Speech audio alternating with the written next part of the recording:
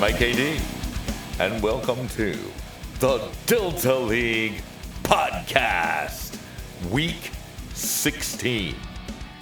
We are 2 weeks away from the Wheel of Fire tournament, and this week the action continues. We're going to start from Los Angeles, where the Fallen Angels play host to New York and Washington. And in this one, Washington wins again. Washington 24, Los Angeles 21, New York 17. The home crowd was pretty great in this match. It was the New York fans that you have to watch out for. We had an anthem singer that was pelted with $2 hot dogs and multiple fights in the stands started by rowdy, drunk Fire Demons fans. This fan base never ceases to disappoint. Now, the second period intermission was also delayed because as part of the $2 dog night, it was also bring your dog to the game night. You can only imagine how hard it would be to control hundreds of canines chasing errantly thrown Frankfurters. This event is a one and done. LA captain Eric Rob Nicholson fractured his orbital bone in an errant collision with New York player Mohamed Carnesale. Unfortunately, he's done for the year, and given the fact that LA is going to need a victory to advance next week, this is a catastrophic blow. Carnesale ended up with a yellow card for this. Expect the Fallen Angels to send the tape to Darcy. Now, leading the way for Los Angeles, it was Marty Hagar with 6 goals. For the Fire Demons, it was Mohamed Carnesale with 6 goals. And for the Power, it was Elix Henderson with 6 goals. And in the end of this one, Washington gets the 4 points. Los Angeles 2 points. New York 0. Let's now move on to Vancouver, where the Orcas are hosting Miami and Atlanta. And in a low-scoring, close game, Atlanta wins it. Atlanta 18, Miami 17, Vancouver 13. Not only did Vancouver lose this game, Captain Jonathan Monopoly strained his groin and had to be helped off the court. And the prognosis is not good. He's going to be gone 2 weeks, meaning he's out for the year. Now, leading the way for Vancouver, it was D.D. Christopherson with 5 goals. For the Vortex, it was Nate Taft and Michael Beaton with 4 goals each. And for Atlanta, it was Eduardo Steven with 5 goals. And in the end of this one, Atlanta gets the 4 points. Miami almost gets 4 points, but they get 2 points. And Vancouver, 0. Let's now move on to Salt Lake City, where the Sting play host to the Chicago Pride and the Montreal Maelstrom.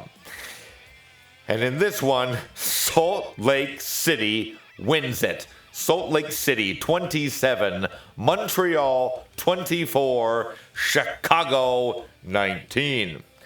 This is a bad result, given the fact that SLC's season was already over and both Chicago and Montreal's was on the line.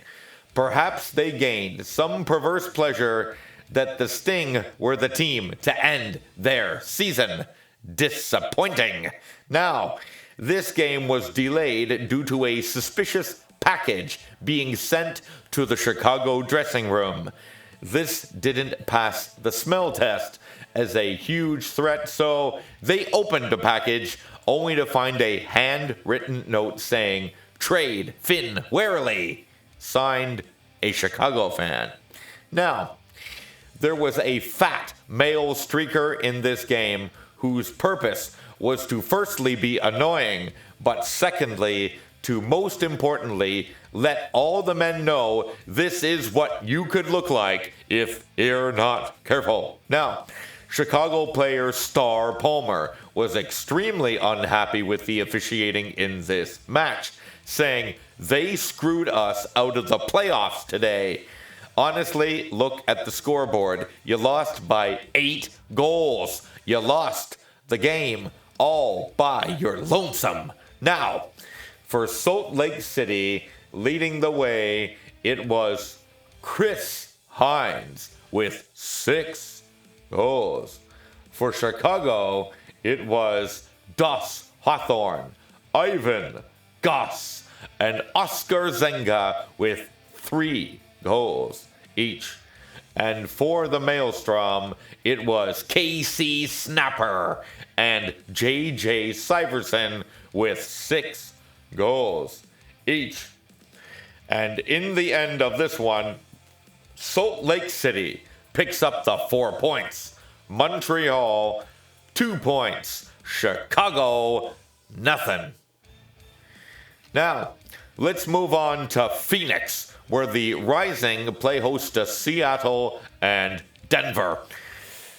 And in this one, Phoenix wins it. Phoenix 27, Denver 23, Seattle 15. What the fuck happened there? Seattle star Tommy Anastos has come out as gay. Interesting timing. There was a flurry of exits from the closet around 2 months back. So maybe we'll have a few more before season's end. Now, Seattle player Emmett Bruin was very critical of the commissioner, saying this game will also be the last time Delta League Commissioner Darcy DeMello comes to Phoenix. The fans just did nothing but relentlessly jeer and throw garbage at him. Afterward, Seattle player commented on the lambasting, saying, "I guess he should retire after this season."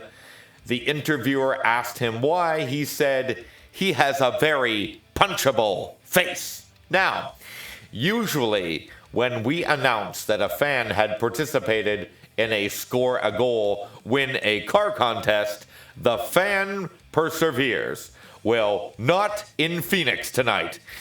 Anthony Texera got absolutely stuffed like a turkey and came crashing to the court, and he had to be stretchered out.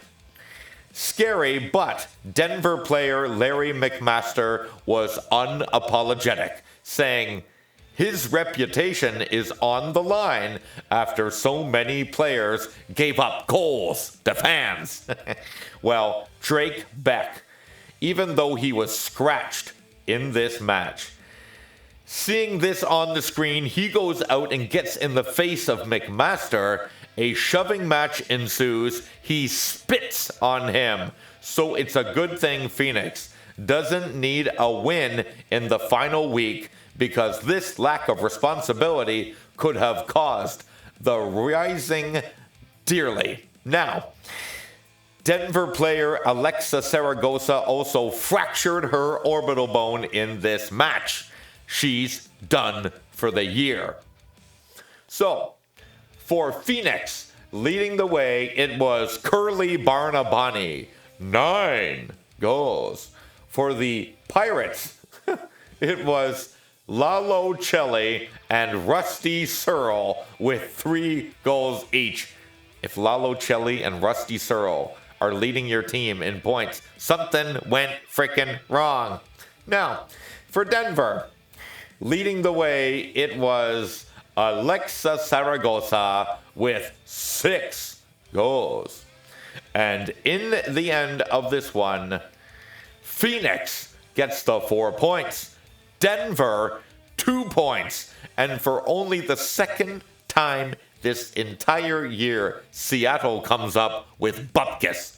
Unfrickin' believable. Now, let's move on here to Dallas, where the Lone Stars are hosting Boston and Memphis. And another shocker here, Boston wins this one. Boston 25, Dallas 20, Memphis also 20. Celebrity sighting as Steven Stamkos for the Nashville Predators was there, rocking his Memphis Pharaohs jersey. Get them today before they change them next year. And celebrity sighting number 2, it's Usher again. This time, he was crying because his team didn't get the win. Now, Boston just can't catch a break. Last week, Grant Naun, who was at home recovering from season-ending injury, suffered a tennis elbow, sidelining him for 6 additional months. Now, the team reports that he's broken his arm. What the fuck is going on with Grant Naun? When did he become Mr. Glass? Now, for Dallas, leading the way, it was Bernie Tully with 6 goals. For the Revolution, it was Dave Toro with 7 goals. And for the Pharaohs, it was Gerard Sredell with 4 goals. And in the end of this one, Boston gets the 4 points. Dallas, 1 point. Memphis, also 1 point. Now, on to Toronto, where the Titans are playing host to Detroit and Philadelphia. And Philadelphia's hot streak stays hot. Philadelphia wins again, 32. Toronto, 30. Detroit, 20. Toronto player Lyles Houston. He's hurt, right? Guess what he did? Ran onto the court in a walking boot. Why do I have to keep making these reports? Black fricking card. Now, for Toronto, leading the way, it was Travis Valencia with 7 goals. For Detroit, leading the way, it was Rad Marnane and Isaac Parker Johnson with 4 goals each. And for Philadelphia, get this, Jermaine Chardetsky. Where the hell has this guy been? 10 goals. Incredible. Now, and in the end of this one, Philadelphia picks up the 4 points. Toronto, 2 points. Detroit, 0. Now, on to the standings. In first place, Seattle, 51 points. Memphis, 44 points. Vancouver, 42 points. New York, 39 points. Toronto and Phoenix, 38 points each. Washington, 37 points. Philadelphia, 32 points. And Atlanta with 32 points. And the playoff line is drawn there. Beneath there, it is Dallas losing the tiebreaker, also 32 points. Los Angeles, 29 points. Montreal, 27 points. It was Chicago, Detroit, Denver, 26 points each. Boston, 25 points. Salt Lake City, 23 points. Miami, are they even going to break double digits? 9 points. Now, Washington and Phoenix, with their wins this week, clinched playoff berths. Now, although Boston won, Philadelphia also won. So they were eliminated along with Montreal, Denver, and Chicago. There are now 4 teams competing for the last 2 spots in the Wheel of Fire. Now, LA has a slim chance to make this tournament, but if any of the other teams, being Philadelphia, Atlanta, or Dallas, pick up 1 point in their last game, LA will be eliminated. Now, let's move on to the current playoff picture. First seed, Seattle versus 4th seed, New York versus 9th seed, Atlanta. In the second game, the 2nd seed, Memphis versus the 5th seed, Toronto versus the 8th seed, Philadelphia. And in the third game, it is the 3rd seed, Vancouver versus the 6th seed, Phoenix versus the 7th seed, Washington. Now, on to the scoring lead. In the lead now, Vladimir Millette, Seattle, 73 goals. Evan Parawal, Seattle, 72 goals. Dos Hawthorne, Chicago, 68 goals. Chevy Colella, Washington, 67 goals. Tommy Anastos, Seattle, 66 goals. Star Palmer, Chicago, 62 goals. Lori Moss, Seattle. Angela Carlucci, Montreal, 60 goals each. It's Bernie Tully, Dallas, and Gerard Sredell, Memphis, 59 goals each.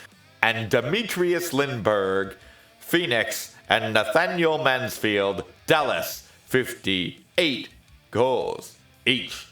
Now, let's move on to the league news before we open up the mailbag. Now, the league has released the schedule for the Wheel of Fire tournament.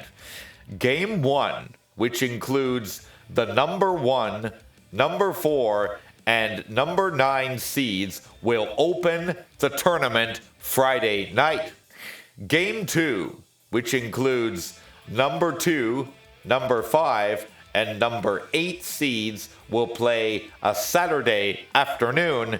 And Game 3, which includes Seed 3, Seed 6, and Seed 7, will play Saturday night. The winners of those 3 games will play in the championship final on Sunday. Now, for the mailbag. Matty V. Next weekend looks to be an exciting race to the finish, with 4 teams still in contention. Who do you think will win versus who do you would like to win? LA has been so lackluster that they even have a chance, be it a slim one, is very exciting. Philadelphia has been on such a great run this past month that I'd like to see them in the tournament just to give the big middle finger to the upper management. Who do I think will win? I'm not even going to hazard a guess. I'm just looking at the probabilities here. We have Atlanta, Dallas, or Philadelphia. If they all win, obviously LA is out. If Atlanta and Dallas win and Philadelphia loses, Atlanta and Dallas are in. If Atlanta and Philadelphia win and Dallas loses, Philadelphia and Atlanta are in. If Dallas and Philadelphia win, then they're both in. So if all the teams lose, Philadelphia and Atlanta are in. If all the teams lose and LA wins, then LA and Philadelphia are in. There's just a crazy amount of probabilities here, but in most of the cases, they do favor Atlanta and Philadelphia moving on to the postseason. So they both need to win or get some points. if they get any points, LA is eliminated regardless of if they win or not. Now, at Rio Piero Barone, just came back from my vacation to Monaco to see that the Shred have done it again. What did I tell you about Philly, buddy? They're the team of destiny, buddy. Plus, Titans suck. They're going out the first round. Let's just take this Shred run one game at a time, just like the Shred should. If they lose this next game, there are very few possibilities in which they can make the postseason. If they win, they're in. But if they do anything except win, their fate is in other teams' hands. And they have the agonizing experience of watching another team celebrate at your expense. The prevailing wisdom would seem to suggest that you take a team on a streak to continue the streak. But all streaks are meant to be broken. So, in the off-season, email me your address, and I'll come visit you at your palatial estate, paid for by this season of Delta League. Now, Big Tory. What is going on with Evan Parawal from Seattle? Is he hurt? The last couple weeks, he has 1 goal total. I know last week he left the game with a strained wrist. But other than that, he has missed very little time this year. I'll tell you one thing. You noticed when Parawal goes cold, Seattle goes ice cold. And in the process, this has totally opened up the scoring lead to the point where there are now 5 players within 10 points of the lead. You know that a player like Parawal is not going to be cold for that long. It's only a matter of time before he and his fellow teammates like Vladimir Millet, who could very well win this scoring championship, just break out and end this thing. Then you have players like Doss Hawthorne from Chicago and Chevy Colella from Washington, who have been on real hot streaks this past month. They have a nice 4-goal cushion, so if I was going to bet any money on this, I'd take Parawal to have a big night and collect the hardware in Toronto. Now, let's move on to next week's games and predictions for the last week, week 17. We'll start out from Toronto, where the Titans will take on Atlanta and Vancouver. This game contains 3 teams, 2 which have been very inconsistent. Actually, Atlanta has been very inconsistent the last few weeks as well. After the death of Bello Hess, this Atlanta team sprung to life, then died once Hess's number 3 was raised to the rafters. Since then, they've been straddling the playoff line for a month now, and now they face the sword of Damocles as Vancouver and Toronto look to quash their dreams once and for all. Vancouver just lost their captain for the year, so I'm taking T.O. to deal the final blow. Now, on to Detroit, where the Rock host Miami and Philadelphia. With Philadelphia going into this game needing to pick up a single point, they must be licking their chops, seeing that their opponents are Detroit and Miami. Miami fans must be sinking into a state of despair, knowing they might not pick up a single victory this year. I'm going to take Philly here because neither Detroit nor Miami have shown that they can get a win when it matters. Now, let's move on to Boston, where the Revolution take on New York and Phoenix. There is nothing on the line in this game except for maybe New York dropping into 5th place or lower or moving up to 3rd place. In either case, they improve their chances of getting out of the first round, because nobody wants to be there when the Kraken awakes. So, much of where the middle teams finish depends on the performance of everybody else. Just get your popcorn and Jack Daniels, because it's going to be an exciting race to the finish. Now, off to Chicago for the last time, where the Pride host Miami and LA. Here's a game where only one team is fighting for their playoff lives. Unfortunately, they're playing Memphis, a team that has been the second best team in the league for quite some time, and Chicago, a team with nothing to lose and a chance to play spoiler. It would be cool if LA could win this game, but the odds are not good. Now, off to Dallas, where the Lone Stars host Washington and Seattle.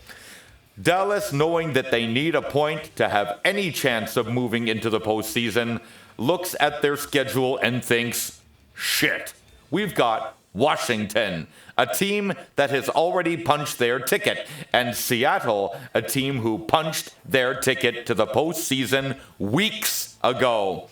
They may be on a bit of a slump, but it's only a matter of time before this team wakes up and lights that scoreboard like it's nobody's business. I think Dallas will lose here and watch the postseason from the sidelines. And lastly, off to Denver, where the Sky host Montreal and SLC. Here's a game with three opponents with nothing to prove but a sense of pride and the hope to go out on a positive note.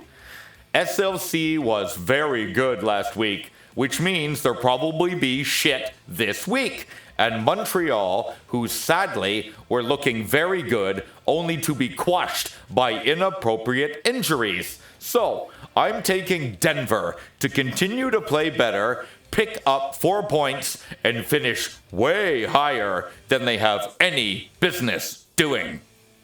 That's it for this week in the Delta League podcast.